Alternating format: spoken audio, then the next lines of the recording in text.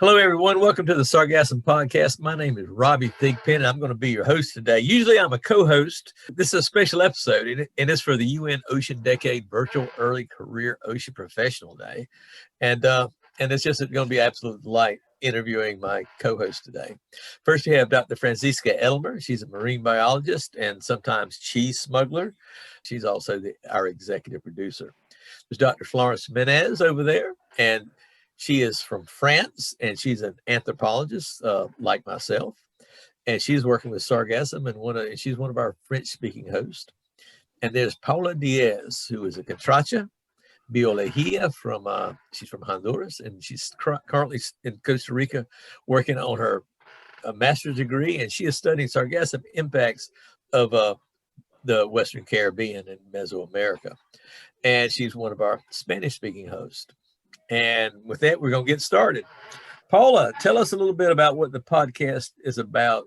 Well, the podcast is about pelagic sargassum, a flowering macroalgae. This algae used to be mostly contained to the Sargassum Sea, but since 2011, it has formed a large bloom in the tropical Atlantic, called the Great Atlantic Sargassum Belt. In 2018, it was the largest sargassum bloom ever recorded.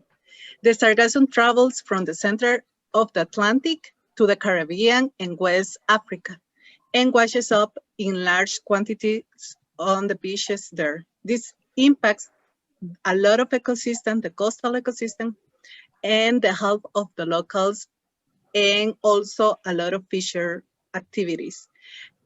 And it's a huge challenge to the tourism industry. However, it is also a new resource for this location, and some people have taken advantage of it, create products. So most of the people now are seeing this as an opportunity. In the podcast, we interview guests that have found solutions to this challenge. Nice.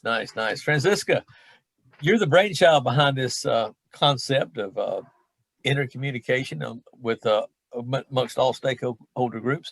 Why did you decide to create something like this? I myself really enjoy listening to podcasts and started listening to more of them during the pandemic. During the pandemic, we also stopped having in-person conferences. So while we could still meet in webinars and virtual conferences, those informal personal conversations were really missing. These webinars got recorded, but there wasn't a central place where they were saved, so it was hard to listen to them again or listen to them at all if you missed them. And most of the time, the speakers and audience at the webinars were scientists. Therefore, very little information got exchanged between the scientists and the general public. So with the podcast, we wanted to kind of change all those things and address them. So we wanted to bring back personal conversations, make them interesting and accessible to the general public, archive them in a central space, and include many different stakeholders as our guests. Nice. And we've had some really amazing guests, haven't we?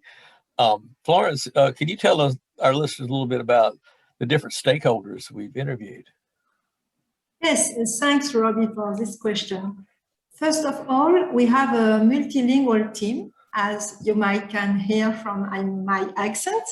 And we interview people in English, en français, and Espanol. The Caribbean and West Africa are multilingual, so we wanted to give people the opportunity to speak in their mother tongue where possible. Secondly, we really want to bring out the plurality of views people have of Sargassum. We interview people who see it as an important offshore ecosystem, as well as people who are mostly concerned about the negative impacts it has on the island. We interview small entrepreneurs that develop products and visionaries who want to use gigatons of sargassum to draw down carbon. Yes, that's very important stuff that we need to be able to communicate to these communities, not just amongst each other as scientists. So we've had some pretty good time there. My personal favorite guest was Yasmin. She's a young lady who happens to hold the distinction of being the youngest female to row across the Atlantic. And it was just an amazing interview for me. But anyway, let's listen to the podcast and hear from some of our guests about what sargassum is to them. Sargassum to me, something to look at. Something that I can see from space. It's an amazingly diverse and really important and unique habitat. Providing a hunting ground for those big fish. My goal is to find an oceanic white-tip shark, a hammerhead shark, something like that. The baby sea turtle go to the Sargasso Sea.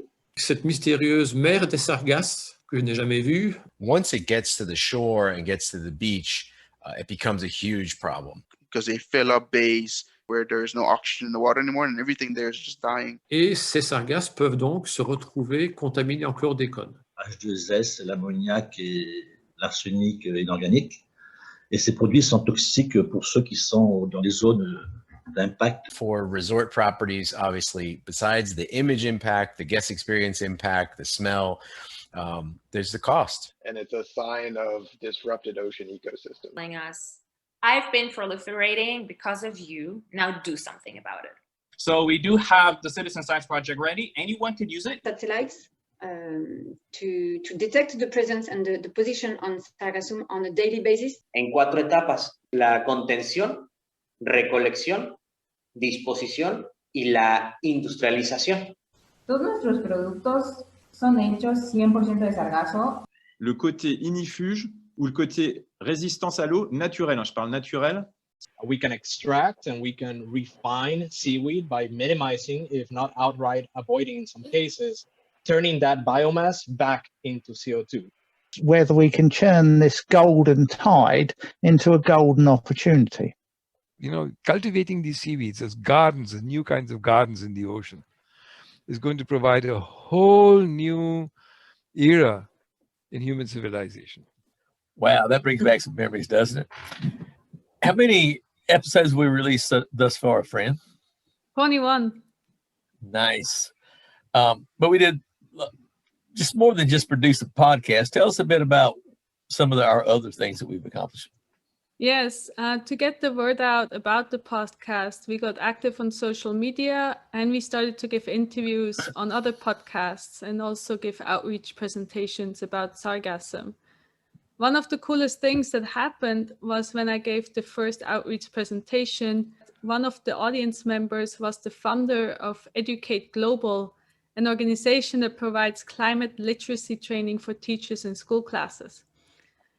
She was taken away by it and couldn't think of anything else for days. So a week later, I recorded the same presentation for her courses, and now students from all over the world can learn about sargassum. What's your favorite, extra accomplishment that we've done in this? Yes, the other really awesome thing we did is several bonus episodes about the volcanic eruptions in St. Vincent. So we heard about the volcanic explosions in St. Vincent and saw the videos, and we wanted to help. And with the podcast, we had this great new tool to do so. So I got in touch with a few people that I knew from St. Vincent and Barbados, and we interviewed 5 people on how they experienced the event, people who have been there and lived through it. We published these interviews as 3 bonus episodes.